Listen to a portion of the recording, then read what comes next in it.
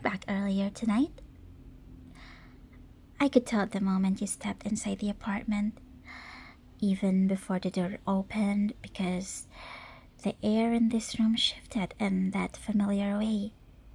It always does when you return.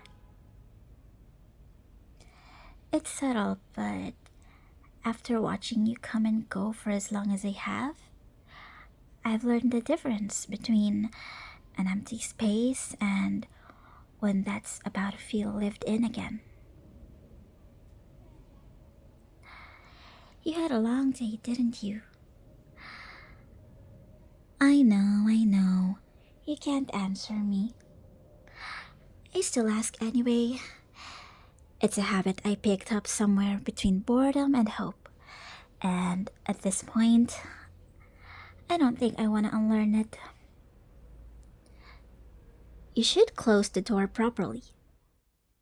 There. That's better. The outside air tends to cling to you when you've been gone all day, and it makes the room feel restless. This way, everything can settle again. I like this part, the moment right after you get home, when your shoulders finally drop and you let out that quiet breath you've been holding out since you left earlier. You don't even realize you do it, but I notice. I notice a lot of things about you. You put your bag down in the same place always. You kick your shoes off without really looking at them. You hesitate for just a second, but as if you're deciding whether to sit or lay down first, and then you just choose the bed. You almost always choose the bed. Don't worry, I'm not judging you for it. If anything, I understand. This room has a way of pulling people in, especially when they're tired. Maybe that's why I'm still here. You probably can't see me, and that's fine. Honestly, it's better this way. People tend to panic when they can see what they aren't meant to understand, and I'd rather not deal with that kind of chaos tonight. I was never very good at loud entrances anyway. You didn't scream when you came in, though. Most people do, at least once, when they start to sense me. You just paused, looked around for a moment, and then carried on like nothing was wrong. That told me more about you than you realize. You're observant, but you don't jump to conclusions. You feel things before you decide what they mean. That's rare. I should probably tell you what I am, even if you can't respond. It feels rude not to, considering how much time I spent here with you. I'm a ghost, or a spirit, or whatever the word makes the most sense to you. I'm bound to this room, anchored to it in a way that even I don't fully understand anymore. I can't follow you when you leave, no matter how curious I get. I can't even leave when I want to. This space holds me whether I like it or not. Most nights, I try to do what ghosts are expected to do. I knock things over when no one's looking. I whisper just loudly enough to make someone doubt their own hearing. I let the air grow cold in places it shouldn't. It's all very traditional. You didn't react the way I expected. Instead of fear, you just seemed tired. relieved even, like having something else in the room with you made the silence feel heavy somehow. That was new for me. You're sitting on the bed now, leaning back on your hands, staring at nothing in particular. I'm close enough to notice the way your breathing slowly evens out, how the tension drains from you in small increments rather than all at once. You don't rush your rest, you ease into it. That's good. Your body deserves that much kindness. If I wanted to scare you, I could. I could lean close enough that you'd feel my presence right at your ear, cool and unmistakable. I could let my breath ghost around your skin just long enough to make you shiver. I could remind you very clearly that you're not alone.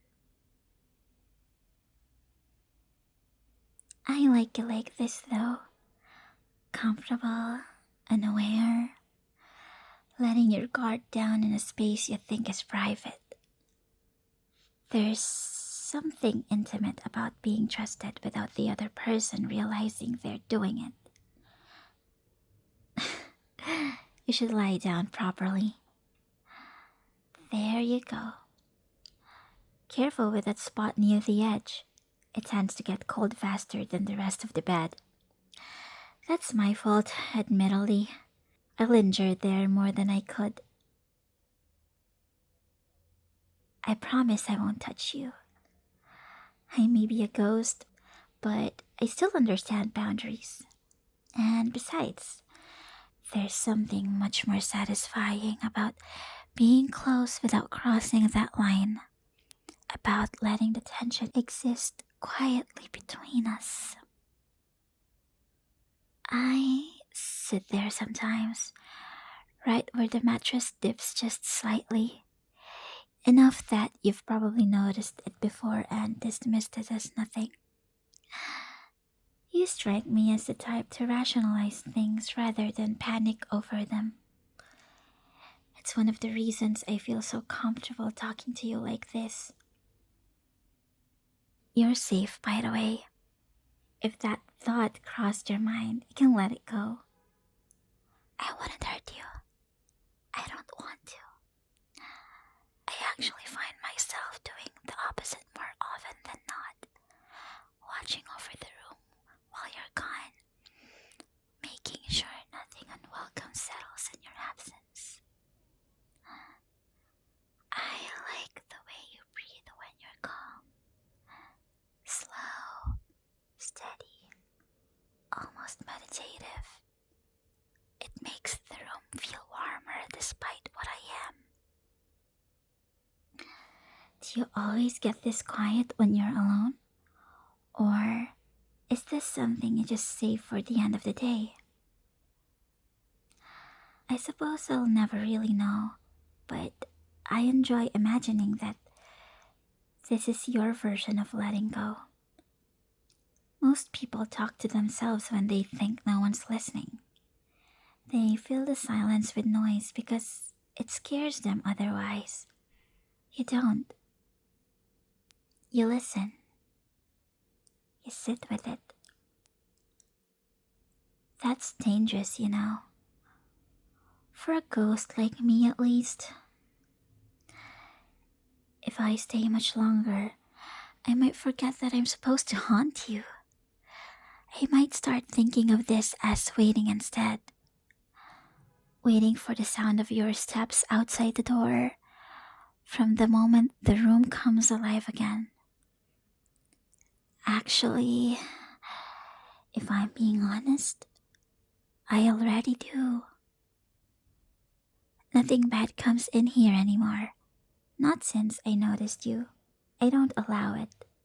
This room is yours, and while I'm bound to it, that makes protecting it my responsibility too. So, go ahead, get comfortable. Change if you need to. I'll turn away, even if you can't see me doing it. Some habits are worth keeping, even after death. I'll be here when you're ready to sleep, lingering in the quiet, listening to the rhythm of your breathing, keeping the night from feeling too empty. Same room, same presence.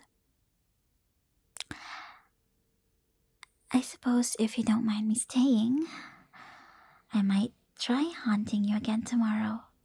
Just gently. Good night.